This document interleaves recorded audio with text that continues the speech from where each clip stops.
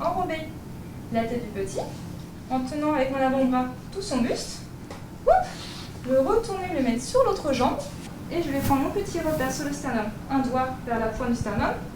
Je vais poser 2 autres doigts et j'enlève celui du bas. C'est un geste qui peut sauver la vie de votre enfant. Le temps d'une matinée, la Croix-Rouge monégasque enseigne une partie de la formation de premier secours civique de niveau 1. On leur apprend à agir face à leur enfant, par exemple, qui a avalé un petit Lego, une petite bille, donc pour l'étouffement. Donc aussi pour une hémorragie, si celui-ci s'est coupé avec le petit couteau qui se baladait dans la cuisine, on ne l'espère pas non plus. Et aussi son inconscience et la réanimation cardio-pulmonaire qui est très importante au niveau des risques chez l'enfant et le nourrisson. On voit l'investissement et la curiosité en tant que parent, d'autant plus avec les enfants, justement de connaître les gestes et d'être actif en fait au niveau je connais et au cas où je sais faire. Donc non, c'est vraiment à 100% et très intéressé, donc c'est vraiment génial. Pour cette maman, il était naturel de prendre connaissance de ces gestes pour pouvoir affronter tous les cas de figure.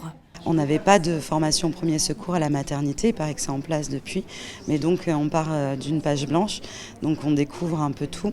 Je pense que c'est bien d'être initié justement aux premiers gestes de secours, parce qu'avec un enfant, il y a plein de choses diverses et variées qui peuvent arriver, et c'est toujours mieux d'être préparé plutôt que de ne pas savoir quoi faire sur le moment. Outre ce module dédié aux nourrissons et à l'enfant, la Croix-Rouge monégasque invite les participants à réaliser la formation PSC1 dans son entièreté, une formation qui s'effectue sur 2 jours.